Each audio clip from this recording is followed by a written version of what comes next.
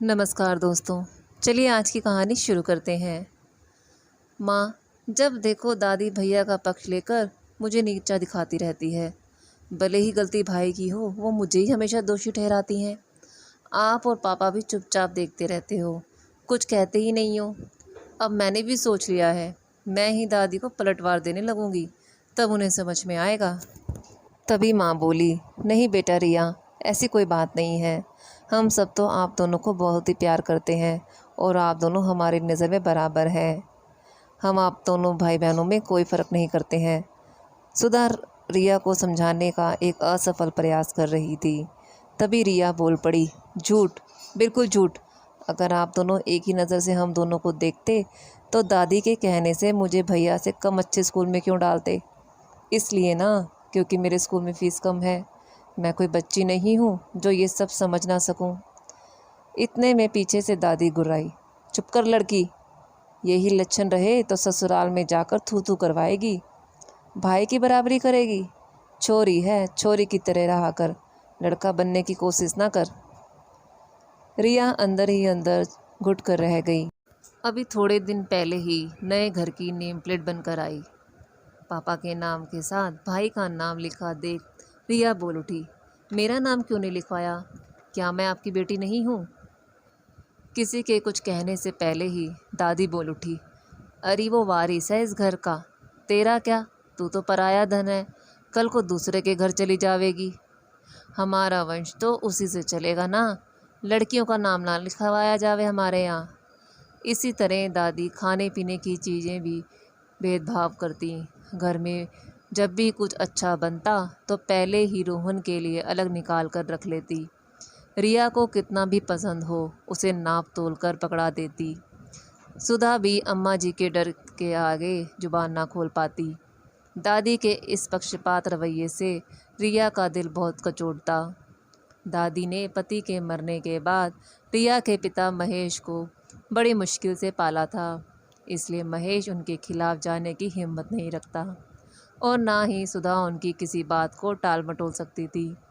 दादी पुराने ज़माने की दकियानुसी महिला थी। उनके हिसाब से घर में लड़कों की अहमियत लड़कियों से ज़्यादा होती है। उसी माहौल में रिया बड़ी हुई। बीए करने के बाद रिया एमबीए करना चाहती थी। फिर दादी ने रोड़ा अटकाया, रोहन के लिए इंजीनियर की पढ़ाई में खर्च होगा, उसे कोचिंग भी भेजना होगा। रिया को कौन पढ़ा लिखा कर कलेक्टर बनाना है? अरे ठीक ठाक घर देखकर ब्याह दो और गंगा नहाओ। ज़्यादा पढ़ाकर कौन हमें नौकरी करानी है? जल्द से जल्द अपने घर की हो और जाकर गृहस्थी संभालो। भगवान ने तो जैसे दादी की सुन ली हो। रिया के लिए उसकी बुआ एक बहुत ही अच्छा रिश्ता लाई। लड़के का नाम विनय, जो कि एमएनसी में मैनेजर था। पिता सुरेश जी बड़े सरकारी अफसर। एक छोटी बहन सना, जिसकी शादी तय हो गई थी। माँ नीरा जी पढ़ी लिखी हाउसवाइफ और एक दादी सीमा, जो कि खुले विचारों वाली थी। खुले विचारों वाला छोटा सा परिवार, आलीशान घर, गाड़ी, नौकर चाकर, कोई कमी नहीं थी।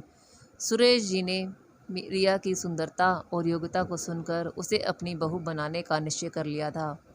जल्द ही रिया बहू बनकर ससुराल पहुंच गई। अपने घर के दकियानुसी माहौल देखकर रिया बहुत डरी हुई थी। कहीं ससुराल में भी वही भेदभाव होगा तो कुएं से निकलकर खाई में गिरने वाली कहावत सच ना हो जाए। कहीं विनय की दादी भी दादी जैसे हाल तो नहीं करेगी, उठते बैठते नसीहतों के पुलिंदे तो नहीं खोलेगी। ससुराल की पहली सुबह रिया को उठने में थोड़ी देर हो गई।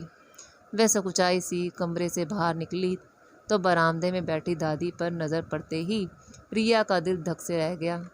उसके कान दादी के व्यंग्य बाण झेलने को तैयार हो रहे थे कि दादी ने बहुत प्यार और दुलार से उसे अपने पास बुलाया और पैर छूकर डरी सहमी सी रिया बोली, सॉरी दादी, आज उठने में देर हो गई, कल से आपको शिकायत का मौका नहीं दूंगी। अरे बेटा, देर कैसी, अभी तो दिन है देर तक सोने के, फिर घर गृहस्थी के चक्करों में पड़ जाओगी तो कहाँ अपने मन से सोना मिलेगा। सना भी तो 10 बजे से पहले कहाँ उठती है। आओ हमारे साथ बैठकर चाय पियो। दादी ने रिया का हाथ पकड़कर उसे अपने पास बैठा लिया। यही हाल सुरेश और नीरा जी का भी था। उन्होंने रिया को खुले दिल से अपनाया, अपनी बेटी से भी बढ़कर लाड़ प्यार बरसाया। रिया के आश्चर्य और खुशी का कोई ठिकाना नहीं रहा जब उसने घर के सामने लगी नेम प्लेट पर विनय के साथ अपना नाम भी देखा। और तो और सुरेश जी और नीरा जी ने तो यहाँ तक कह दिया था कि अगर वो आगे एमबीए करना चाहती है तो कर सकती है। रिया सोचती एक उसकी दादी थी जो सोते जागते कभी कपड़े तो कभी देर तक सोने, कभी मोबाइल में लगे रहने या किचन में माँ का हाथ ना बटाने पर ताने देती नहीं थकती थी। भाई के तो शौकुन माफ थे, बस एक रिया ही थी जो उनके निशाने पर हमेशा धरी रहती थी। दादी के इस खैचे रवैये की वजह से ही दादी के पास बैठने का वो हमेशा कतराती। रिया को लग रहा था जैसे वे इस घर की बहू नहीं बेटी है। यहाँ ससुराल में उस पर कोई भी पाबंदी नहीं थी, कोई रोक टोक नहीं थी।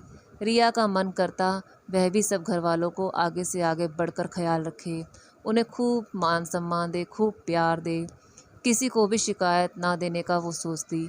भगवान ऐसी ससुराल हर लड़की को दे जहाँ बेटी बहू में कोई पक्षपात ना किया जाए, दोनों को एक ही आंख से देखा जाता हो। रिया अपने ससुराल में बहुत बहुत खुश थी। आज रिया अपनी गैलरी में खड़ी थी तो दूर कहीं गाना बज रहा था। मैं तो भूल चली बाबुल का देश, पिया का घर प्यारा लगे। रिया सोचने लगी शायद किसी ने उसके लिए ही ये गाना लिखा है।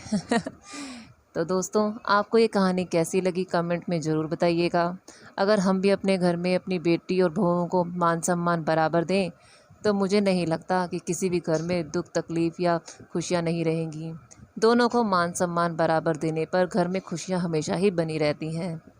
आपको कहानी अच्छी लगी हो लाइक और शेयर ज़रूर करिएगा, और आपके इस लाइक और शेयर से मुझे बहुत मोटिवेशन मिलती है। प्लीज़ चैनल को ग्रो करने में मदद करें।